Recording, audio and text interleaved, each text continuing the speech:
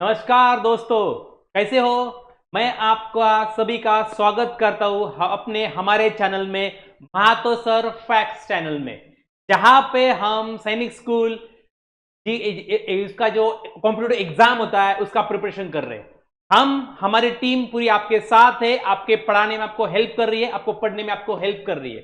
जैसे आपको सबको पता है कि हम यहाँ पे फाइट कर रहे हैं एग्जाम में पास होने के लिए, अच्छा स्कोर करने के लिए, और हम आपके साथ है। Your result is our responsibility, उसके हिसाब से हम सब लड़ रहे। आप पढ़ने में लग रहे हैं और लड़ रहे हैं, और हम पढ़ाने में लड़ रहे दोस्तों, है ना। सब अच्छा ही हो रहा है और अच्छा ही हो जाएगा, डोंट वरी, सिर्फ बने रहिए हमारे साथ। आपने अभी तक हमारे चैनल को, जो महातो सर फैक्ट चैनल, उसको सब्सक्राइब नहीं किया होगा तो सब्सक्राइब कीजिएगा दोस्तों। और यह वीडियो जो है आज का काफी मजेदार होने वाला है, अंत तक जरूर देखना दोस्तों, काफी मजा आएगा आपको, ठीक है। क्योंकि आज हम लेकर आ रहे जनरल नॉलेज, सामान्य ज्ञान जिसको बोलते हैं, हम लेकर आ रहे हैं, और उसमें हम खूब बहुत सारी नई नई चीजें सीखने वाले दोस्तों। हम सिर्फ क्वेश्चन आंसर नहीं देखने वाले, बहुत सारी नई चीजें और एक्स्ट्रा इंफॉर्मेशन, एक्स्ट्रा चीजों के साथ सीखने वाले दोस्तों, जो आपके दिमाग में रहेंगे, याद रहेंगे। वही क्वेश्चन अगर एग्जाम में आते हैं तो हम उसको टैकल कर पाएंगे, सॉल्व कर पाएंगे दोस्तों, ठीक है। तो यही मैं बताना चाहूंगा कि अंत तक जरूर देखना, तभी तो आपको सीखने को मिलेगा दोस्तों, ठीक है। पूरा का पूरा देख लेना, आपको बहुत सारी चीजें आपसे सीखने को मिलेगी। क्योंकि हम देख रहे हैं आज जनरल नॉलेज, और जनरल नॉलेज में जो हमने टॉपिक आज डिस्कशन के लिए लिया है वो है नेशनल सिंबल्स ऑफ इंडिया, यानी हमारे भारत के जितने भी सिंबल्स है, चिन्ह है, वो हम यहाँ पे आज डिस्कस करने वाले दोस्तों, ठीक है। देखिए, उसके ऊपर हमने बहुत सारे एग्जाम जो क्वेश्चन पूछे गए हैं, क्वेश्चन पूछे जा सकते हैं, प्रैक्टिस के लिए एक क्वेश्चन लिए हैं, वो आप जरूर देखना दोस्तों, ठीक है। तो विदाउट वेस्टिंग टाइम हम शुरू करते दोस्तों। एग्जाम्पल जो एमसीक्यूज रहेंगे, मल्टीपल चॉइस क्वेश्चन जो एग्जाम्पल है वो सॉल्व करेंगे वन बाय वन, ठीक है। Okay, what is the first question. First question क्या, देखो यहाँ पे दोस्तों, हमने यहाँ पे उसका हिंदी ट्रांसलेशन भी लिया है और यहाँ पे इंग्लिश भी है। आपको, क्योंकि आपको सबको पता है पेपर इंग्लिश में भी आता है और हिंदी में भी आता है। और जैसे कि आपको अगर किसी those who are not suitable, जिनको इंग्लिश समझने में थोड़ी दिक्कतें आ रही है, तो हम उनके लिए हिंदी वर्जन भी रखे यहाँ पे, ताकि आपका आइडिया क्लियर होना हमारा रिस्पॉन्सिबिलिटी है दोस्तों। आपको समझ में आना चाहिए, क्वेश्चन का मीनिंग समझ में आना बहुत जरूरी है। क्योंकि अगर मीनिंग समझ में आया तो ही हम आंसर तक पहुंच सकते हैं, है कि नहीं, ऐसा ही है ना। तो इसलिए हमने आपके सहायता के लिए हिंदी का भी रखा है और यहाँ पे उसका इंग्लिश का भी रखा है। जहां जहां पे आपको कंफर्टेबल महसूस होता है, कोई भी लैंग्वेज आपको सुटेबल लगती है, उसके हिसाब से आप क्वेश्चन पढ़ लेना दोस्तों, ठीक है। हम दोनों यहाँ पे डिस्कस कर लेंगे, पहले हम इंग्लिश कर लेंगे, उसके बाद हम उसका हिंदी का भी देख लेंगे, ठीक है सर। दोस्तों बने रहिए। देखिए first question, what is the national emblem of India. देखिए नेशनल एम्ब्लेम का मतलब क्या होता है दोस्तों, राष्ट्रीय प्रतीक, राष्ट्रीय चिन्ह बोलते हैं हम उसको, क्या बोलते हैं, राष्ट्रीय चिन्ह बोलते हैं उसको।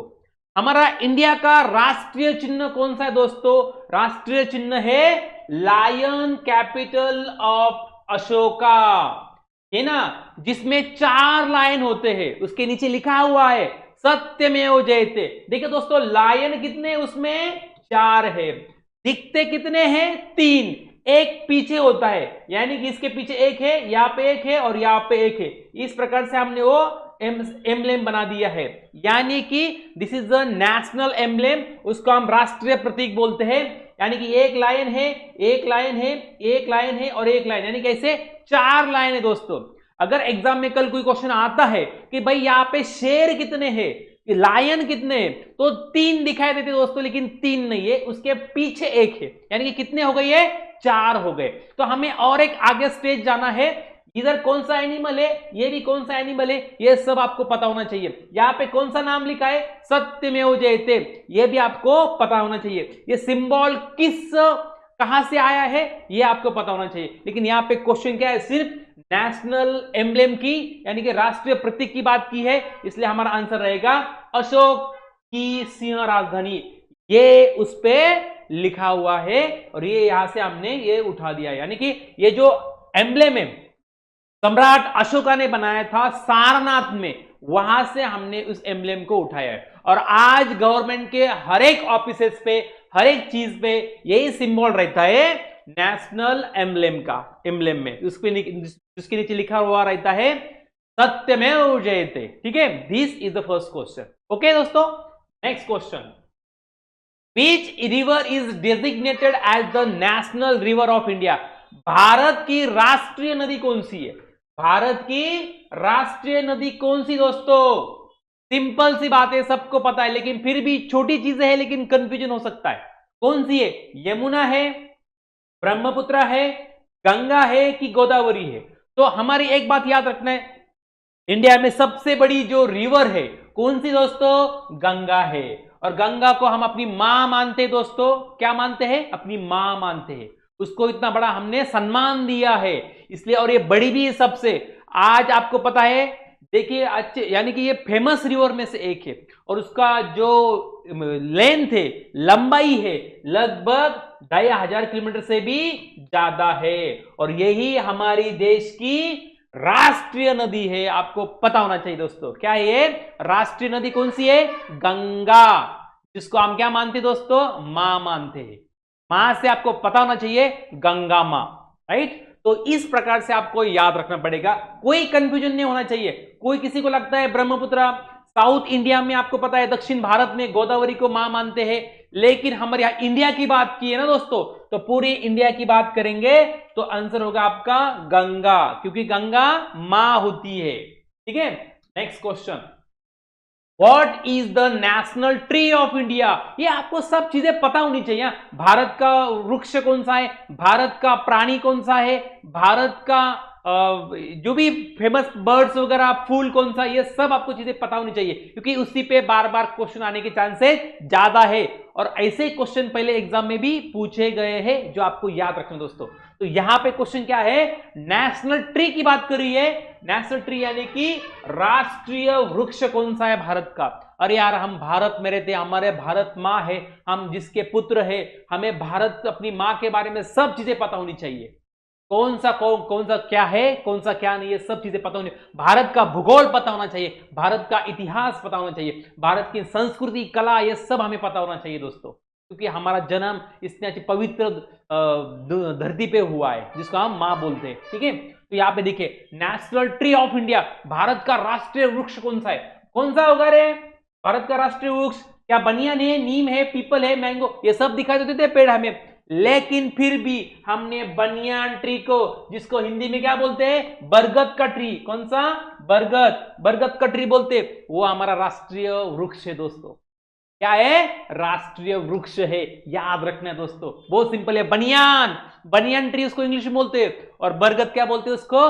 हिंदी में बोलते, बहुत सिंपल है दोस्तों। ठीक है, देखिए, और एक बी, बरगद, बनियान, बी, यानी कि आप बी से स्टार्ट होता दोनों वर्ड, हिंदी में उसको बरगद बोलते हैं और इंग्लिश में उसको बनियान बोलते हैं, याद रखना है। ठीक है, next question, which is the national anthem of India? यार, यहाँ पे आप धोखा खा सकते हो दोस्तों, थोड़ा याद रखना है। यहाँ पे बहुत एक चीज केयरफुली सुननी है, मेरी बात याद रखनी है। यहाँ पे देखिए, नेशनल एंथम की बात की है। नेशनल एंथम का मतलब होता है राष्ट्रगान। राष्ट्रगान पूछा है दोस्तों, राष्ट्रीय गीत नहीं पूछा है। यानी कि दो चीजें, ये नेशनल एंथम और नेशनल सॉन्ग, यहां पे हमारा कंफ्यूजन हो सकता है दोस्तों। ठीक है, नेशनल एंथम यानी कि राष्ट्रगान, ये अलग चीज होती है, और नेशनल सॉन्ग ये अलग चीज होती है। यहां पे हमारा धोखा नहीं होना चाहिए, यहां पे हमारा कंफ्यूजन नहीं होना चाहिए दोस्तों, इसलिए मैं बता रहा हूं। राष्ट्रगान कौन सा है हमारा? जन गण मन। जन गण मन ये हमारा राष्ट्रगान है, जिसको हम नेशनल एंथम बोलते हैं। जन गण मन ये हमारा क्या है दोस्तों? National anthem. ठीक है, ये जो लिखा है रविंद्रनाथ टैगोर जी ने लिखा है। ठीक है, किसने लिखा है? रविंद्रनाथ टैगोर जी ने लिखा है। और रही बात नेशनल सॉन्ग की, राष्ट्रगीत, राष्ट्रीय गीत क्या है हमारा? गीत, सॉन्ग। अगर सॉन्ग की बात करेंगे, वंदे मातरम। क्या है? वंदे मातरम। ये हमारा देखो, गूज़बम्स आ रहे दोस्तों, है ना? यानी कि वंदे मातरम हमारा क्या है, ये राष्ट्रीय गीत है दोस्तों, राष्ट्रीय गीत। और वंदे मातरम किसने लिखा है, बंकिम चंद्र चटर्जी ने लिखा है। किसने, बंकिम चंद्र चटर्जी ने। तो ये हमें पता होना चाहिए। तो यहां पे उन्होंने नेशनल एंथम पूछा है, इसलिए हमारा आंसर आएगा जन गण मन, है ना, खुशी होती ना ये। और आपको आगे और पता होना चाहिए, अगर जन गण मन की बात करेंगे, दो क्वेश्चन आप पे दोस्तों आ सकते हैं। नंबर 1, ये जन गण मन किसने लिखा है, रविंद्रनाथ टैगोर जी ने लिखा है, राइट। ये पहली बात। दूसरी बात, गाने जो हमारा एंथम है, नेशनल एंथम जन गण मन, ये कितने समय में गाता जाता है, तो आपको पता होना चाहिए 52 सेकंड में, यानी कि 52 सेकंड्स में ये गाया जाता है, जो आपको पता होना चाहिए। ये भी क्वेश्चन आ सकता है, कितने टाइम में ये गाया जाता है, कितने टाइम में, 52 सेकंड्स में गाया जाता है, जो आपको पता होना चाहिए दोस्तों, ठीक है। This is all about national anthem. And national song कौन सा है, वंदे मातरम, ये आपको पता होना चाहिए। Next question, which flower is the national flower of India. मैंने बताया था आपको, नेशनल आपको सब चीजें पता होनी चाहिए।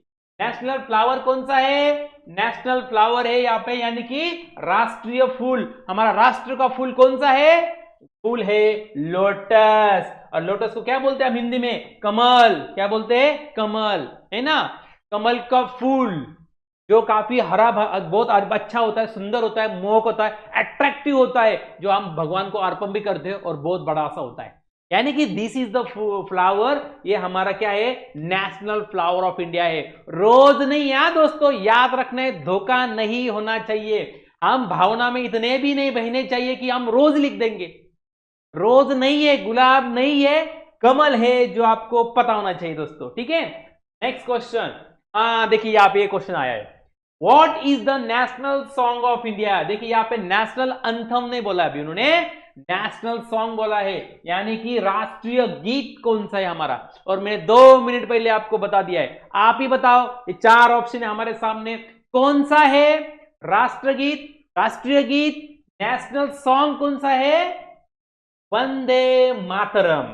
कौन सा, वंदे मातरम, बोले मेरे साथ, वंदे मातरम, ये हमारा है नेशनल सॉन्ग। कौन सा है, वंदे मातरम, जो आपको पता होना चाहिए। बहुत सिंपल दोस्तों, जनगण मन और वंदे मातरम में कोई कंफ्यूजन नहीं रहेगा, आई गारंटी यू, ठीक है।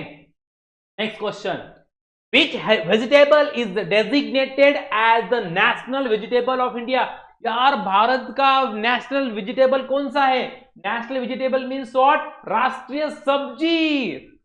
देखो हमें कितना एडवांस में जाना पड़ रहा है, नेशनल फूल पता है, नेशनल सॉन्ग पता है, राष्ट्रगीत पता है, सब पता है, लेकिन अभी वेजिटेबल्स भी पूछ सकते हैं। आपको पता होना चाहिए नेशनल वेजिटेबल्स, यानी कि राष्ट्रीय सब्जी कौन सा है, राष्ट्रीय सब्जी। तो राष्ट्रीय सब्जी कौन सी दोस्तों हमारी, पंपकिन। क्या है, पंपकिन को हम बोलते हैं कद्दू।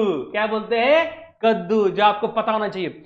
बहुत सारे लोगों को तो अभी तक पता भी नहीं होगा कि हमारा नेशनल वेजिटेबल्स भी होता है, राष्ट्रीय सब्जी भी होती है, ये पता ही नहीं होगा। तो अभी जान लो हमसे दोस्तों, क्या है, पंपकिन। पंपकिन को हम बोलते हैं कद्दू। ये कद्दू तो हमारा राष्ट्र है, तो आज से खाना स्टार्ट करो, क्योंकि ये हमारा राष्ट्रीय वेजिटेबल्स है दोस्तों। मजा है ना, मजा आएगा दोस्तों, ठीक है। Next question, which is the national calendar of India. देखो अभी नेशनल कैलेंडर पूछा है, यानी कि राष्ट्रीय कैलेंडर कौन सा है, अभी हमें बताना है। हम तो क्या ब्रिटिश का फॉलो करते हैं, जनवरी फरवरी मार्च अप्रैल मई जून जुलाई अगस्त सितंबर अक्टूबर नवंबर दिसंबर, और 31 को हम बड़ा सा हम एंजॉय करते हैं, और 1 से हमारी लाइफ शुरू करते हैं, फिर से बड़े बड़े संकल्प करते हैं, और बाद में कुछ नहीं करते हैं, ये सबको पता है। लेकिन कभी सोचा है हमारा खुद का भी एक कैलेंडर है, पता है कभी होता, बहुत सारे लोगों को तो पता भी नहीं होगा, वही 31 दिसंबर वही 1 जनवरी मानते। लेकिन दोस्तों भाई हम इंडियन है, भारतीय, हम पता होना चाहिए खुद का हमारा भी कैलेंडर है। वो कैलेंडर कौन सा है जो आपको पता होना चाहिए, ग्रेगोरियन कैलेंडर, शक कैलेंडर, हिजरी कैलेंडर, चाइनीज कैलेंडर। यहाँ पे देखिए दोस्तों, हमारा नाम कौन सा लगता है, आप ही बताओ, हमारा हिंदुस्तानी, हमारा भारतीय, हमारा इंडियन नाम कौन सा लगता है, ग्रेगोरियन लगता है, अरे नहीं, शक लगता है, हो सकता है, हिजरी नहीं, चाइनीज तो होगा ही नहीं, इसलिए हमें लगता है शक, शक कैलेंडर, इसको इंग्लिश में शाका बोलते हैं और हिंदी में उसको शक कैलेंडर बोलते हैं। ये शक कैलेंडर हमारा है दोस्तों, जिसमें क्या आता है, चैत्र, वैशाख, ज्येष्ठ, आषाढ़, सावन, भाद्रपद, अश्विन, ज्येष्ठ, ये जो महीने उसमें आते हैं दोस्तों, ये हमें पता होना चाहिए। दिस इज शक कैलेंडर। उसमें भी 12 महीने ही होते हैं, जो आपको पता होना चाहिए। ठीक है दोस्तों, उसके लेकिन बहुत सारे लोगों को तो पता भी नहीं होगा ये, लेकिन हमें पता रखना चाहिए। ठीक है, अगर बच्चों आप आज आपको पता चला होगा तो अपने मम्मी पापा को बता देना, अगर उनको नहीं पता होगा तो। ठीक है, next question, which river is associated with the national aquatic animal? ऐसी कौन सी नदी है जो जिसमें हमारा राष्ट्र का जो राष्ट्रीय जल पशु रहता है? जल पशु पता होना चाहिए पहले दोस्तों। यहां पे 2 क्वेश्चन इंपॉर्टेंट है। पहले तो जल पशु कौन सा हमारा, जल मछली कौन सी हमारी, ये हमें पता होना चाहिए फर्स्ट थिंग। और एक कौन से नदी में देखने को मिलती है, ये दूसरा क्वेश्चन पूछा यहाँ पे उन्होंने। तो यानी यहाँ पे 2 क्वेश्चन अराइज होते हैं, 2 क्वेश्चन हमारे सामने। पहले तो आपको पता होना चाहिए हमारा जलीय राष्ट्रीय जलीय पशु कौन सा है, पानी में रहने वाला हमारा राष्ट्रीय जल पशु कौन सा, ये पहला पता होना चाहिए। उसके बाद हमें यह भी पता होना चाहिए कि ये किस रिवर में मिलता है, कौन से नदी में मिलता है, ये आपको पता होना चाहिए। इसलिए पहले क्वेश्चन का मैं आंसर दे रहा हूं जो यहां पे नहीं है। हमारा जो राष्ट्रीय जलीय पशु जो है दोस्तों, वो है डॉल्फिन है। कौन सा? डॉल्फिन। पता होना चाहिए आपको, ये डॉल्फिन हमारा राष्ट्रीय जलीय पशु है, जो आपको पता, जो रिवर में मिलता है, नदी में मिलता है। कौन सी नदी में मिलता है यार? गंगा। कौन सी? गंगा रिवर में ही मिलता है, याद रखना। ठीक है, जनरली बिहार उड़ीसा में मिल जाता है, याद रखना, होता है पानी में, देखने को मिलता भी है। डॉल्फिन हमारा राष्ट्रीय जल पशु है, जो आपको पता होना चाहिए दोस्तों। और ये कहां पे मिलता है? अपनी मां गंगा रिवर में देखने को मिलता है। ठीक है, तो ये कितनी बड़ी बात देखिए हमारे लिए। ठीक है, next question, Who is credited with the creation of national Indian rupee sign? अरे यार, ये जो है ना इंडियन रुपी साइन, यस, ये हमारा इंडियन रुपी साइन है, रुपीज। इसका इन पूरी दुनिया में चर्चे है, पूरी दुनिया में सिंबल जो काफी फेमस हो चुका है। ये सिंबल जो बनाया गया है ना दोस्तों, 2011 में बनाया गया है। कब बनाया गया है? 2011 में बनाया गया। और इसका जो डिजाइन है दोस्तों, किसने बनाया?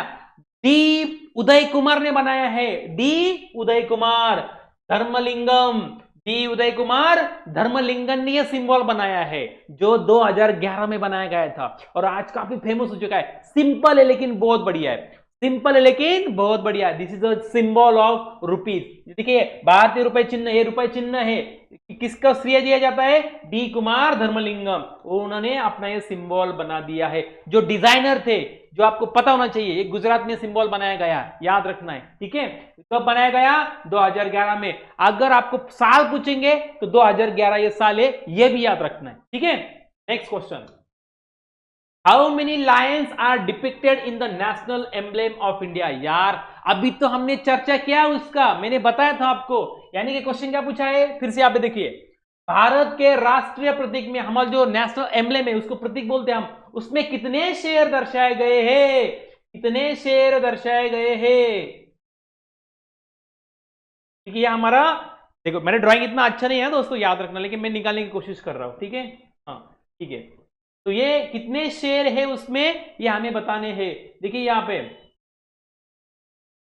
ये 3 तो दिखाई देते, 1 2 3, और मैंने आपको बताया था उसके पीछे भी एक से, यानी कि आप बैक साइड से भी देखेंगे तो सेम ऐसी इमेज आपको लगेगी। यानी कि यहां पे कितने हैं टोटल?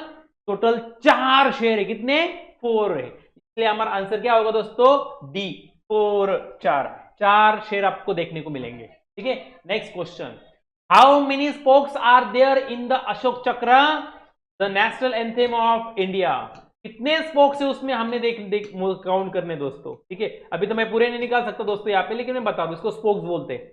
जो हमारे बीच में है ना, हमारा तिरंगा है, ठीक है, हमारा जो तिरंगा है उसके बीच में अशोक चक्र है, उसमें कितने स्पोक्स है, जो आपको पता होने चाहिए दोस्तों। ये स्पोक्स के बारे में उन्होंने पूछा है, और ये भी जनरल नॉलेज की बात है, जो हर एक को पता होना चाहिए दोस्तों। तो टोटल मैं इसको क्या बोलते हैं, अशोक चक्र में कितनी तिलिया है? तिलिया यानी कि स्पोक्स, स्पोक ऐसे होते हैं ना, ये जो स्पोक्स है उसको बोलते हैं स्पोक्स। कितने हैं स्पोक्स है टोटल? 24, 24। कितने स्पोक्स है? 24, 24 है, जो आपको पता होना चाहिए, ठीक है। और ये अशोक चक्र है, यहां दोस्तों क्या है? अशोक चक्र है, ठीक है। Next, from which Hindu scripture does सत्यमेव जयते ओरिजिनेटेड? अरे यार, सत्यमेव जयते कहां से आया है, को कहां से लिया गया है, ये आपको पता होना चाहिए। तो यानी कि सत्यमेव जयते की उत्पत्ति किस हिंदू धर्म ग्रंथ से हुई है? किस हिंदू धर्म से हमें सत्यमेव जयते लिया है? सत्यमेव जयते तो लिया है हमने दोस्तों मुंडका उपनिषद। कौन सा?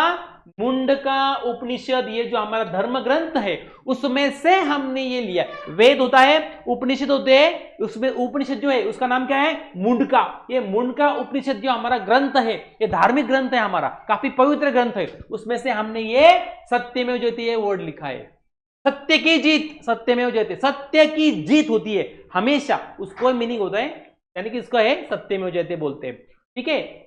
उसके बाद आपको 4 वेद भी पता होने चाहिए, ऋग्वेद, यजुर्वेद, अथर्ववेद एंड सामवेद। ये 4 वेद है, ये भी आपको पता होने चाहिए। यानी कि कल कोई क्वेश्चन ऐसा भी आ सकता है कि 4 वेद के नाम बताओ, या फिर इसमें से कौन सा वेद है कौन सा नहीं है, ऐसा भी क्वेश्चन आ सकता है। तो आपको 4 वेद पता होने चाहिए, सामवेद, यजुर्वेद, ऋग्वेद एंड अथर्ववेद, ये भी हमें पता होना चाहिए। आगे जाके आपको यह भी पता होना चाहिए सामवेद में क्या है, या अथर्ववेद में क्या है, ऋग्वेद में क्या है और यजुर्वेद में क्या है, यह भी पता होना चाहिए दोस्तों, ठीक है। तो इतना डिटेल में पढ़ाई, आप सिर्फ हमारे साथ बने रहिए दोस्तों, आपको सब नॉलेज मिल जाएगा, सब आपको जानकारी आप पे दी जाएगी, क्योंकि हम आपके साथ है, क्योंकि your result is your responsibility. हमने अभी हाथ में दौर लिया आपका रिजल्ट देने का, ठीक है दोस्तों, याद रखना है।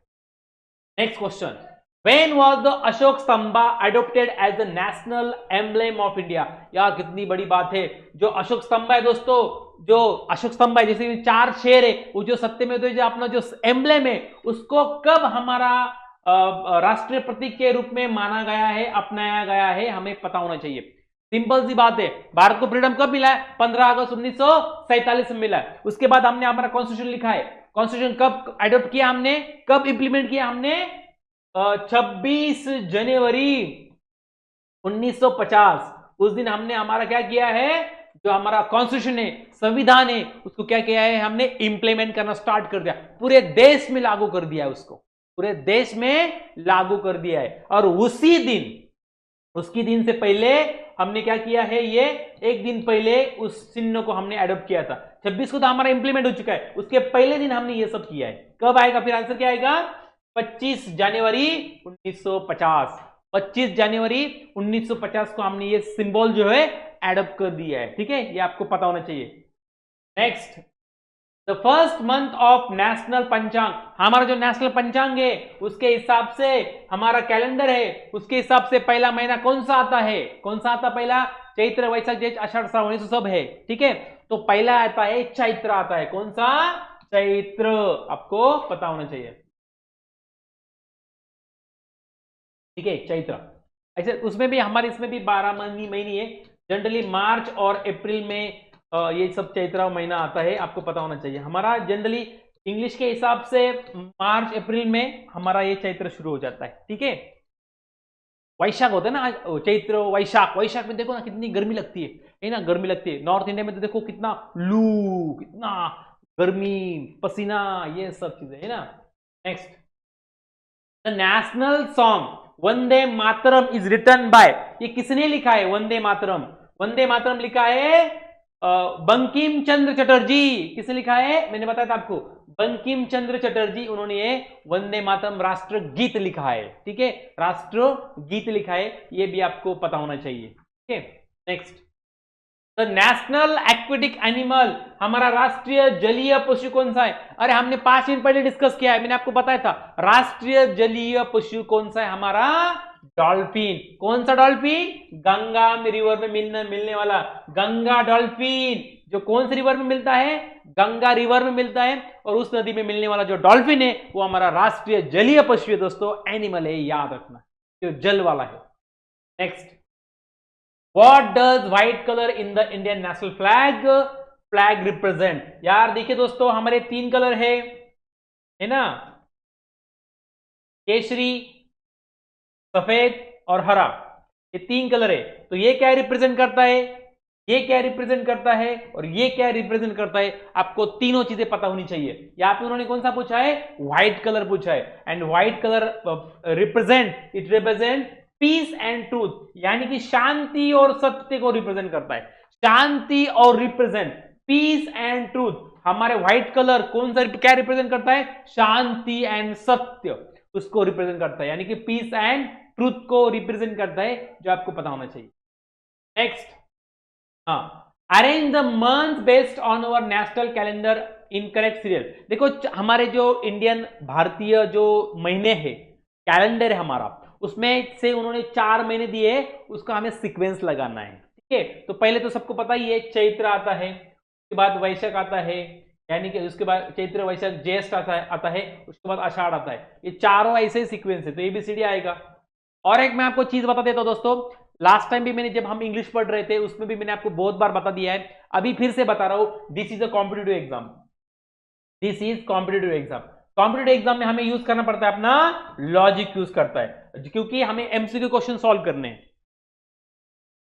कभी कभी हमें लॉजिक यूज करके, कभी कभी या फिर एलिमिनेशन मेथड यूज करके भी हमें तो क्वेश्चन के आंसर तक हम पहुंच सकते हैं। आपको अगर इतना भी पता है ना कि भाई चैत्र जो होता है ना वो 1 नंबर आता है, फर्स्ट महीना चैत्र वाला है, तो ऐसा ऑप्शन ढूंढो जिसमें ए पहली बार आया है। एक ही ऑप्शन ऐसा है जिसमें ए पहला आया है, बाकी सब जगह बी डी से आए, ये तो हो ही नहीं सकते। इसलिए भले आपके 3 का सीक्वेंस भी पता नहीं है तो भी आप आंसर आपका सही आएगा। ये भी आपको पता होना चाहिए दोस्तों। ये आपको कहां सीखने को मिलेगा, इधर हमारे चैनल पे सीखने को मिलेगा। बस बने रहिए हमारे साथ, देखते रहिएगा, सब्सक्राइब कीजिएगा, तो आप कमेंट कीजिएगा, लाइक कीजिएगा, आपको मिल जाएगा। ठीक है, next, from which monument did India adopt it's national emblem. भाई मैंने आपको लास्ट टाइम भी बताया था, हमारा जो राष्ट्रीय प्रतीक है हमने कहां से लिया है, कहां से लिया दोस्तों, ये लिया है सारनाथ। सारनाथ का स्तूप है वहां पे, सारनाथ में सिंबल है जिसमें से हमने ये लिया है। सारनाथ का बहुत बड़ा स्तंभ है, उसमें से हमने ये लिया है, इसलिए याद रखना है सारनाथ से, C Sarnath. Next, which of the following is a national festival. भाई हमें तो अभी नेशनल फेस्टिवल भी हमारा पता होना चाहिए। राष्ट्रीय उत्सव, राष्ट्रीय उत्सव, राष्ट्रीय बोल रहा हूं मैं, राष्ट्रीय यानी कि सबका होना चाहिए। राष्ट्रीय 2 उत्सव है, एक 26 जनवरी और एक 15 अगस्त। देखिए, पब्लिक डे, रिपब्लिक डे है ना, राष्ट्रीय उत्सव है रिपब्लिक डे, यानी कि कब होता है ये, 26 जनवरी। कब होता है इसको हम रिपब्लिक डे या फिर प्रजासत्ताक दिन भी बोलते हैं उसको। देख दोस्तों, प्रजासत्ताक का मतलब होता है गणराज्य, यानी कि लोगों का राज्य, उसको बोलते हैं प्रजासत्ताक। रिपब्लिक है ना, पब्लिक का एडमिनिस्ट्रेशन, पब्लिक का गवर्नमेंट, पब्लिक का सरकार है ये, तो हम बोलते हैं रिपब्लिक। जहां पे हमारे प्रेसिडेंट लोगों से चुने हुए रहते हैं, कोई एक घराने से नहीं है, खानदानी नहीं होते हैं इंडिया में प्रेसिडेंट। कोई भी आदमी को मौका मिलता है प्रेसिडेंट बनने का, कल मैं भी प्रेसिडेंट बन सकता हूं, आप भी प्रेसिडेंट बन सकते हो दोस्तों। जैसे इंडिया में ऐसा है, लेकिन ब्रिटेन में जाके देखो आप, ऐसा नहीं है। ब्रिटेन में एक ही खानदान है, उसमें से ही होता रहता है प्रेसिडेंट। जो वहां पे जो राष्ट्रपति है वो, वहां पे प्राइम मिनिस्टर हो सकता है अलग, लेकिन प्रेसिडेंट एक ही घर से होता है, जिसको हम राजा रानी बोलते हैं उधर के, प्रिंस, विक्टोरियन रानी वगैरह, क्वीन वगैरह जो होते हैं वहां पे ऐसे ले।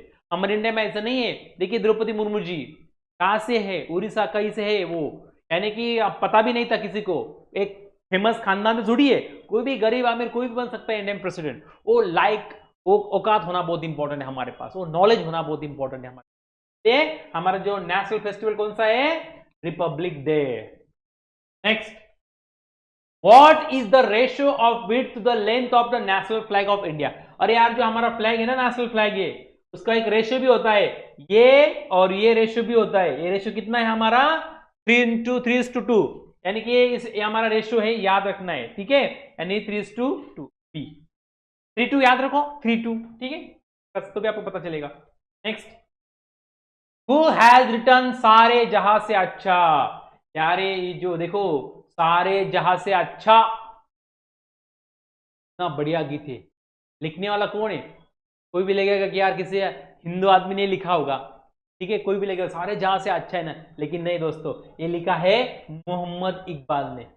ने लिखा है? मोहम्मद इकबाल ने लिखा है ये, ठीक है। वो मुस्लिम लीग के आदमी थे, बाद में मुस्लिम लीग के मेंबर बने हैं और पाकिस्तान चले गए, ठीक है। उन्होंने ही पाकिस्तान का डिमांड किया था।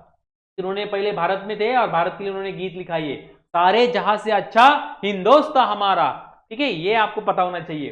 मोहम्मद इकबाल, ये रविंद्रनाथ टैगोर जी ने नहीं लिखा है, बंकिम चंद्र चटर्जी ने भी नहीं लिखा है और सुभाष चंद्र बोस जी ने भी नहीं लिखा है, ठीक है। लेकिन उन्होंने लिखा है मोहम्मद इकबाल ने, जो आपको पता होना चाहिए, ठीक है। ओके ओके दोस्तों, these are the important question on national symbols. और कुछ हमने डिस्कस किया है, बहुत सारी चीजें हमने डिस्कस किया है। मेरे लेवल पे जितना हो जाएगा उतना भी मैंने आपको एक्स्ट्रा इंफॉर्मेशन देने की कोशिश की है दोस्तों। आपको ये वीडियो अच्छा लगा ही होगा, बहुत सारी चीजें आपको नई सीखने को मिलेगी, देखने को मिली होगी, सुनने को मिली होगी, तो आपको नॉलेज बढ़ रहा होगा दोस्तों, ठीक है। अच्छा लगा दोस्तों, आज बहुत बढ़िया, कुछ अलग सा किया हमने, अलग सा कुछ ट्रायल करने की कोशिश की है। मुझे लगता है आपको अच्छा लगा ही होगा। कुछ क्वेरी है, कुछ डाउट है तो कमेंट करना ना भूले दोस्तों।